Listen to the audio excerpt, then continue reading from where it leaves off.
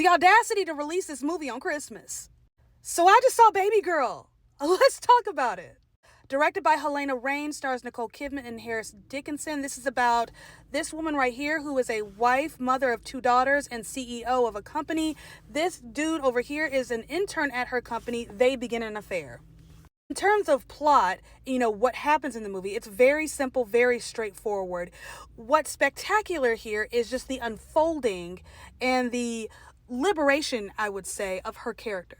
So Nicole Kidman is nominated for Best Actress in a Leading Role Drama. The Oscar buzz for her definitely makes sense. I would not be surprised at all if she were to get nominated for an Academy Award for this role. I'd say she deserves that nod, definitely.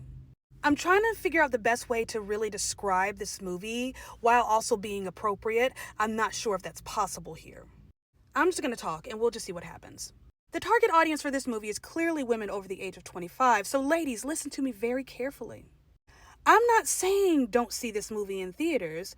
I'm saying know thyself. You know what you can handle and what you can't handle, and by what, I mean you're feral. Let me put it this way. Some of us can handle our feral in public. The rest of y'all, this is an at-home movie. Know thyself, because this is an erotic thriller, a psychosexual drama, if you will, and it's written and directed by a woman. What does that mean? That means a lot of the erotica in this movie, it's not physical, it's mental. Go back a couple of months ago to the Tyler Perry movie Mea Culpa. Not trashing him or anything, well, kind of, sort of, but that was his attempt at an erotic thriller. And it was also clear watching the movie that he didn't really have a good understanding of female sexuality and what gets those gears going, because so much of it was playing to the male gaze. Whereas for the female gaze, it's not just about what we see, but it's also about what we hear, what we touch, what we taste. So this movie is really playing to all 5 senses. There is something with the sound in this movie where a lot of your very tense moments, there's no sound, or music, I should say. It's just what you can hear in the room. So the clicking of a pen, the rustling of her clothes, their breathing, and that can create a charge. The absence of that sound barrier, because oftentimes that's what a good score does, is it creates a safe barrier between us and the images on the screen. There is no barrier with the sound. We're fully engaged in what's going on. The score is incredible, though. I've had it on repeat for like the last 3 weeks. Harris Dickinson, in several interviews, he's used the word liberation to describe this movie, and I wouldn't disagree. And I think that's where a lot of the mental is going to come in for a lot of women who are going to watch this movie, because so much of what's happening here is very relatable. You're saying women can relate to having an affair? No, I'm saying a lot of women can relate to being in charge all the time. This is a woman who not only runs her company, but she runs her household. And everyone's looking at her, waiting for her to fall, waiting for her to slip, because she's a woman. And she has to, put on this suit of control every single day.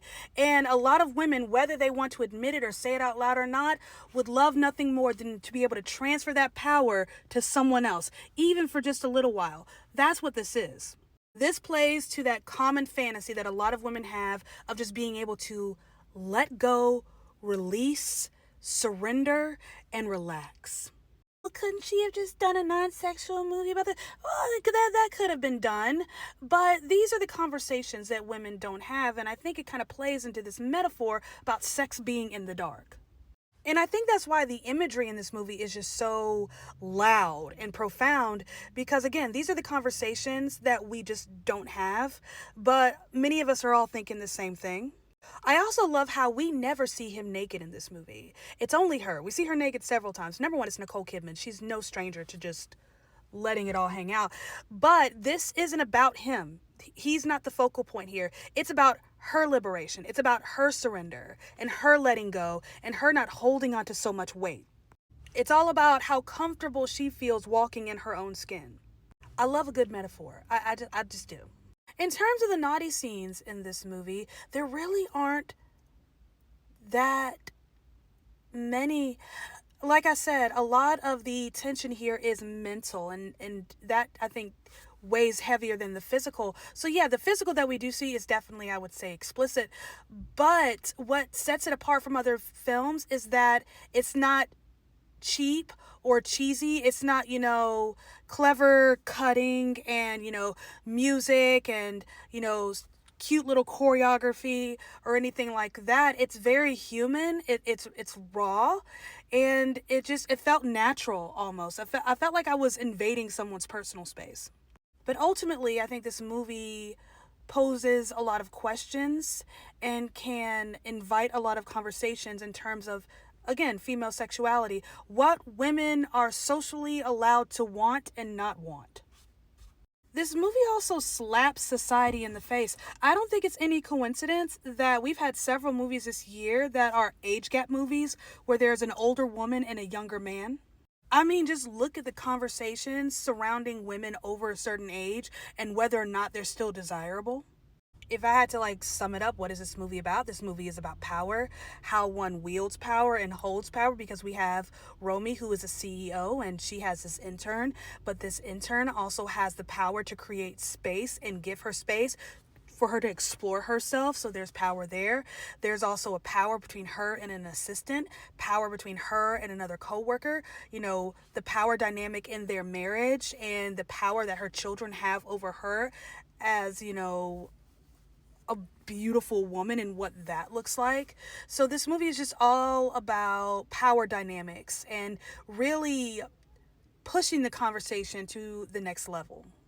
But it's the liberation portion of the story, to me, that is the most beautiful because it's the most relatable. Anyways, the chemistry between Dickinson and Kidman, that was hot. This movie works because they work. Period. Seeing this in a semi-full theater, though, I think made this experience that much more fun because everybody was gagged.